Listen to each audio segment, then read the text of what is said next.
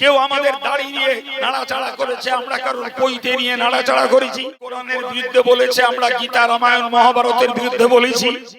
বললাম এনারা তো বিফ খাচ্ছেন, আপনি চিকেন খাবেন, তো ওটা কোনো ব্যাপার না।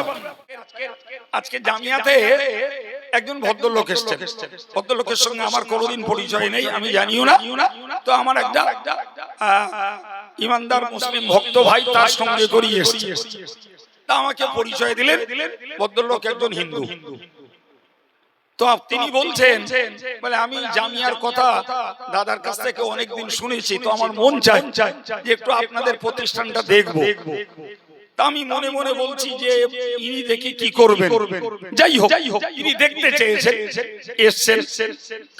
এসছেন। আমি তখন মিটিংয়ে ছিলাম, তো আমার ছাত্র বা অফিস স্টাফ তাকে আপ্যায়নও করেছে যথেষ্ট।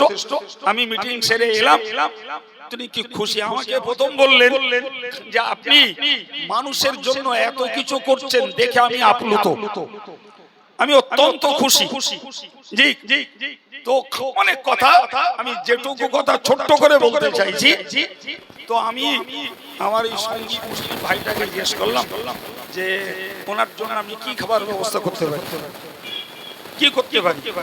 তো উনি এক কথায় আমাকে বললেন যে আপনি কোনো পোলট্রি মুরগির ব্যবস্থা করতে, পোলট্রি মুরগির বিরিয়ানির ব্যবস্থা করতে।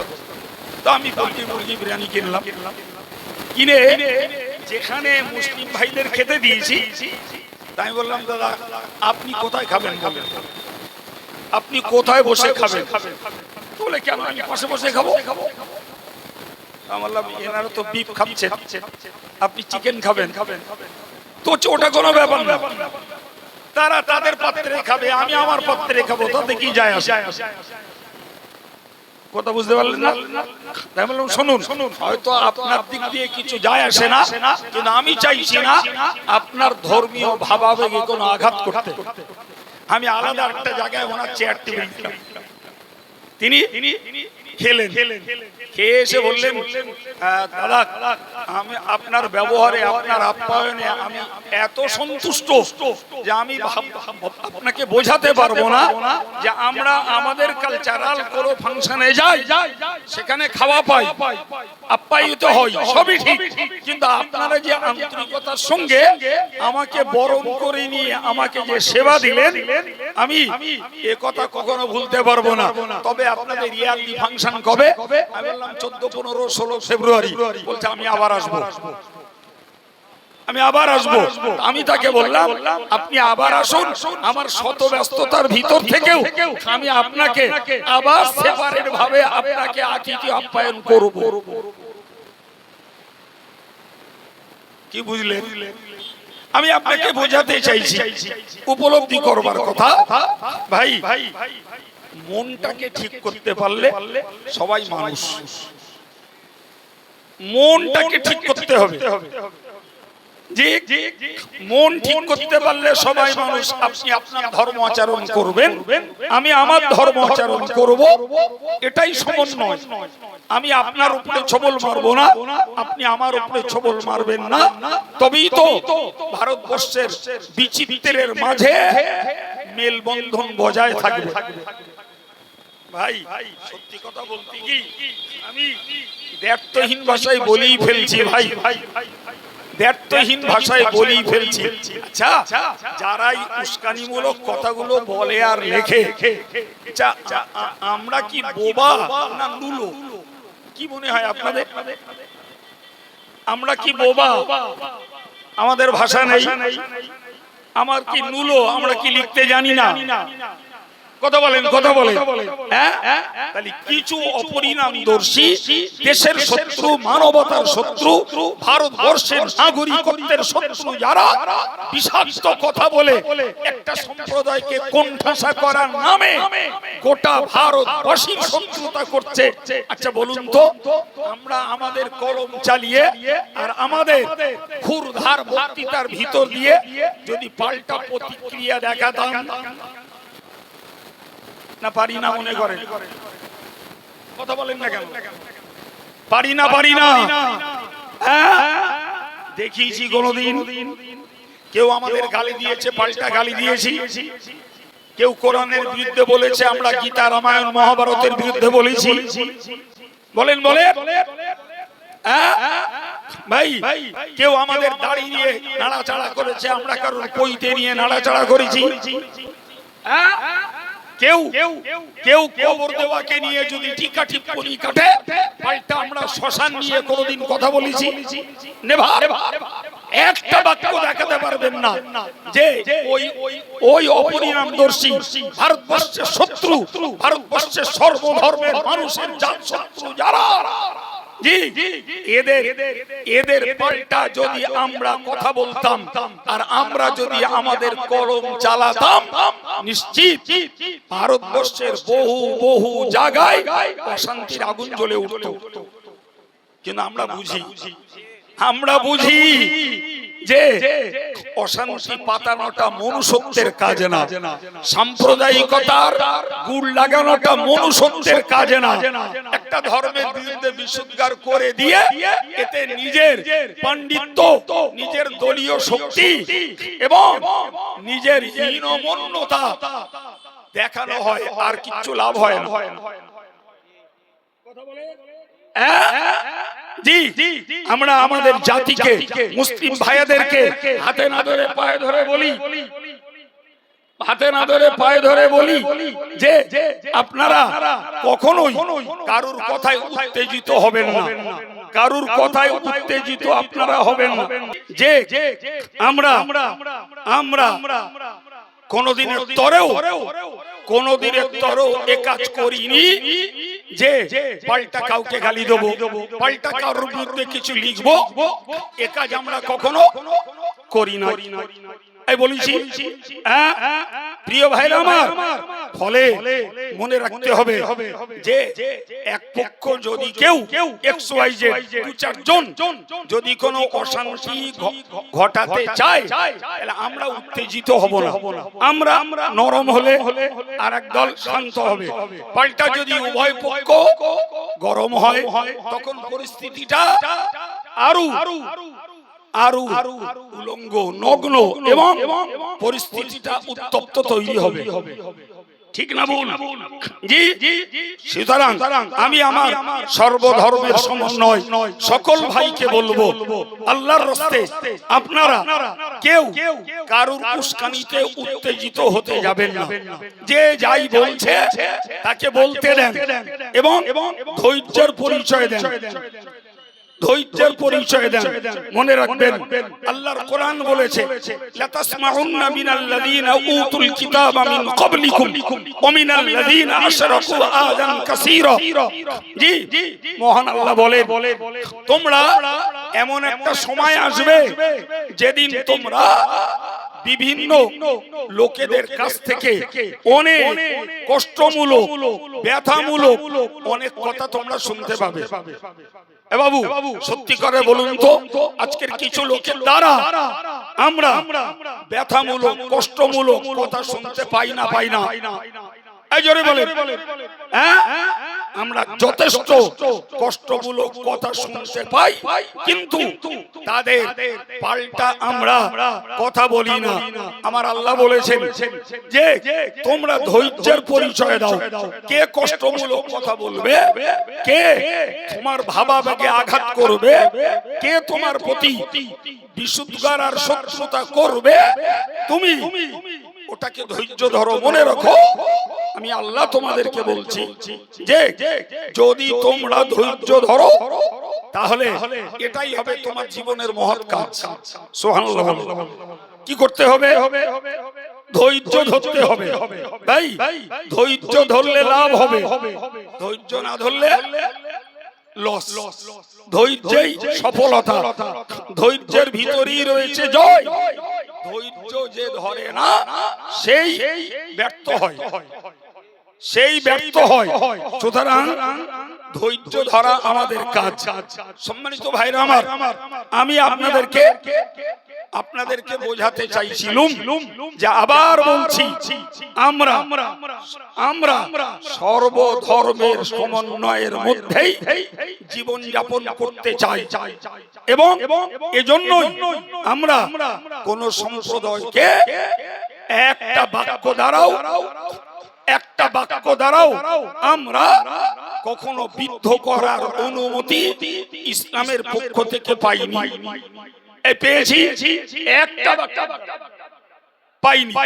সম্মানিত ভাইরা আমার, বিশ্বনবী মুহাম্মদুর রাসূলুল্লাহ সাল্লাল্লাহু আলাইহি ওয়াসাল্লাম তার পিরিয়ডে ভাই প্রচুর মানুষ ছিল যারা ইসলামটাকে সহজে অ্যাকসেপ্ট করিনি, সমর্থন করিনি, কিন্তু নবী করিম সাল্লাল্লাহু আলাইহি ওয়াসাল্লাম তাদের বিরুদ্ধে তিনি তাদের জাতির ব্যাপারে, ধর্মের ব্যাপারে আর নিজস্ব কোন শব্দ তিনি করতে যাননি। তিনি তার ডিউটি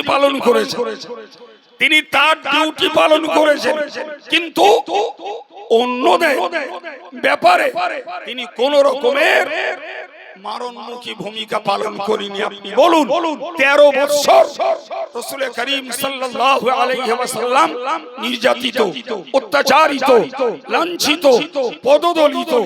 13 বছরের ভিতরে রাসূলুল্লাহ কোন পাল্টা প্রতিক্রিয়া দেখাননি। এই হ্যাঁ বলেন, পাল্টা প্রতিক্রিয়া 13 বছর কিছুই দেখাননি। ফলে আমরা সেই নবীর আদর্শে অনুপ্রাণিত, আমরা ধৈর্যের পরিচয় দেব। অধৈর্যচ্যুত হয়ে আমরা আমাদের জয়টাকে পরাজয়ে পরিণত করব না। বলুন ইনশাআল্লাহ। জয়টাকে পরাজয়ে পরিণত করব না, এটা আমাদেরকে মনে রাখতে হবে। ভাই নবী মুহাম্মদুর রাসূলুল্লাহ সাল্লাল্লাহু আলাইহি ওয়াসাল্লাম সেই মানুষ যিনি আবু জাহলের মতো দুশমনকেও দীর্ঘদিন ক্ষমা করেছেন। আবু লাহাবের মতো দুশমনকেও তিনি দীর্ঘদিন ক্ষমা করেছেন। তিনি ভাই ওই মক্কাবাসী যারা ওই রাসূলুল্লাহকে সার্বিকভাবে অত্যাচার করেছিল, কোনটা করিনি? রাসূলুল্লাহকে তারা গালি দিল, পাগল বলল, মস্তিষ্ক বিকৃত বলল, চরিত্রহীন বলল। প্রিয় ভাই আমার, সেই নবী এক দুদিন নয় 13 বছর মক্কার ভূমিতে কাটিয়ে আল্লাহর নির্দেশে মদিনায় গেলেন।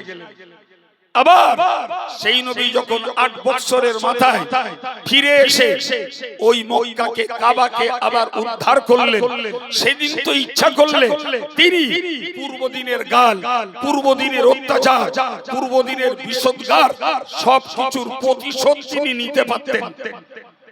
নিয়েছেন কি? নবী বলেছিলেন লা তাসরিবা আলাইকুমুল ইয়াউম ওয়া আনতুমুত তুলাকা। আমি মুহাম্মদুর রাসূলুল্লাহ আজকের দিনে তোমাদের উপর থেকে কোনো প্রতিশোধ নিতে আসি নাই, বরং তোমাদের সকলকে স্বাধীনভাবে ক্ষমা করে দিলাম। আর একটু মন খুলে বলে, প্রিয় ভাই সেই নবী উম্মত আমরা, সুতরাং আমরা ক্ষমা করতে জানি। আমরা মানুষের গালি, অপনাম, অপযাস, মিথ্যাচার, অপপ্রচার আমরা সহ্য করতে পারি না? পারেন না? এই জোরে বলেন। জি, আমাদের মুখ থাকতেও, কলম থাকতেও আমরা ওই অপরিণামদর্শী কিছু ভারতের শত্রুদের এগেইনস্টে না কলম ধরি, না আমরা মুখে কোনো ভাষণ দেই। কথা বলে জি, মনে রাখবেন আমরা নবী সুলাইমানের আদর্শের অনুপ্রাণিত মানুষ। জি, নবী সুলাইমানের জমানার একটা ছোট্ট কথা আপনাদেরকে শোনাই। জি, হযরত নবী সুলাইমান আলাইহিস সালাম কোন একদিন তিনি জিন, ইনসান এবং পশু পাখি এদের মতো তার নাগরিকদেরকে নিয়ে তিনি একটা যাত্রায় বেরিয়েছিলেন। কথা ভালো করে বুঝো। তার যাত্রা দলে জিন ছিল, ইনসান ছিল, তার যাত্রা দলে পশু পাখিরাও ছিল। সুবহানাল্লাহ বলে। হযরত নবী সুলাইমান শুধু মানুষের বাদশা ছিলেন না। আরে বাবা, আজকের যারা যে দলের লোক সেই দলের নেতার কথা সব মানতে পারে না। না বলো জি, কার কখন কোনটা তার ইচ্ছা, তার স্বার্থ সুবিধার বাইরে যায়, সে নিজের দলের নেতৃত্ব মানতে রাজি হয়। অথচ নবী সুলাইমানের বাদশাহিত্ব মানুষ মানত, জেনেরা মানত, পশুরা মানত, পাখিরা মানত। একটু চিল্লে বলা যাবে সুবহানাল্লাহ? জি, আল্লাহ পাক কোরআনে বলেছেন উল্লিমনা মানতিকাত তাইর। নবী সুলাইমান আলাইহিস সালাম নিজে বলেছেন আল্লাহ পাক আমাকে পাখির ভাষা বোঝার ক্ষমতা দিয়েছেন। জি, তো হযরত নবী সুলাইমান আলাইহিস সালাম তার সময়কার সকল নাগরিকদেরকে নিয়ে তিনি বেরিয়েছেন। হাত্তা ইদা আতা ওয়ালা ওয়াদিন নামলি, তিনি যেতে যেতে একটা পিপিলিকার এলাকা দিয়ে তার যাতায়াত এসেছে। সেখানে পিঁপড়েদের বাস। জি, তো পিঁপড়েদের মধ্যকার একটা মেয়ে পিঁপড়ে, একটা মেয়ে পিঁপড়ে, সে তার দলীয় পিঁপড়েদের বলছে ইয়া আইয়ুহান নামলু দুখুলু মাসাকিনাকুম, এ পিপিলিকার দল তোমরা তোমাদের চালার ভিতরে প্রবেশ করো। সুবহানাল্লাহ। কে বলছে? একটা পিপিলিকা, তাও সেটা মেয়ে পিপিলিকা।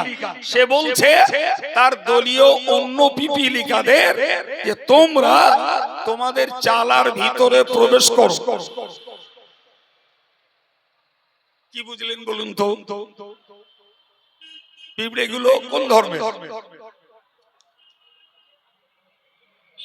বাবু, পিঁপড়ের কোন ধর্ম আছে? ওদের ধর্ম একটাই, সেটা হলো ওরা আল্লাহর সৃষ্টি, আল্লাহর গুণ গাওয়া। সুবহানাল্লাহ বলে। সৃষ্টিকার আল্লাহ, তো আল্লাহর সৃষ্টি, আল্লাহর গুণ গাওয়াটাই ওদের ধর্ম নাকি? তো সেই পিপিলিকা সে তার স্বজাতিকে বাঁচানোর মতো চেতনা, তার স্বজাতিকে বাঁচানোর মতো দায়িত্ববোধ তার মধ্যে ছিল। ফলে সে অন্য পিপিলিকাদের বলল তোমরা চালায় প্রবেশ করো। কেন? কারণ একটাই, জি, সুলাইমান আলাইহিস সালাম তার সেনাদল সহ বাইরে বেরিয়েছেন। তোমরা যদি বাইরে থাকো লা ইয়াহতিমান্নাকুম সুলাইমানু ওয়া জুনুদুহু ওয়া হুম লা ইয়াশউরুন, তাহলে তোমরা চালার ভিতরে প্রবেশ করলে সুলাইমান আর তার সেনারা তোমাদেরকে পায়ের তলায় পেশাই করে মারতে চাইবে না, মারতে পারবে না। তোমরা যদি বাইরে থাকো তাহলে ওদের পায়ের তলায় পেশাই হয়ে মরবে। ওয়া হুম লা ইয়াশউরুন, অথচ তারা জানতেও পারবে না।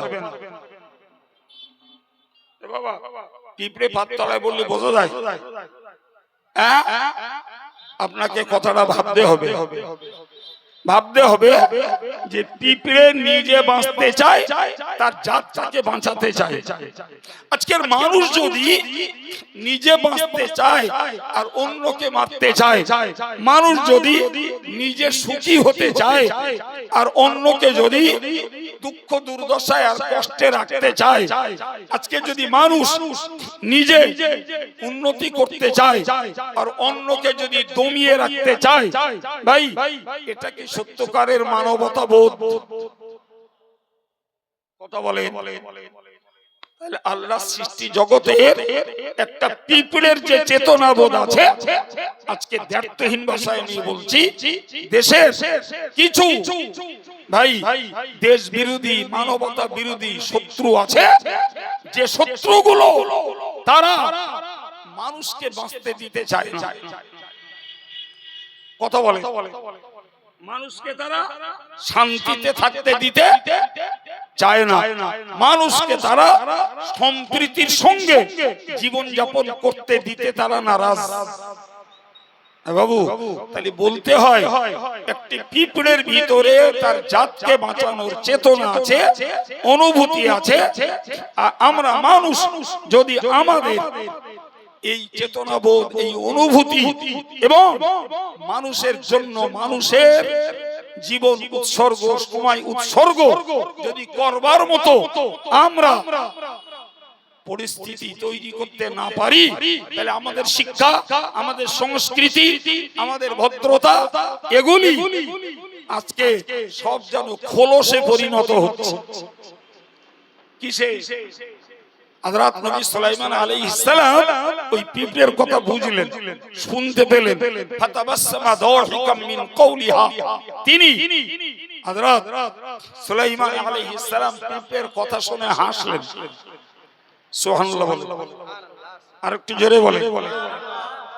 সম্মানিত ভাইরা আমার, আমি আপনাকে বলবো, নবী সুলাইমানের পরে বলেছিলেন, ক্বালা রাব্বি আউযিনি আন আশকুরা নি'মাতাকাল্লাতী আন'আমতা আলাইয়া।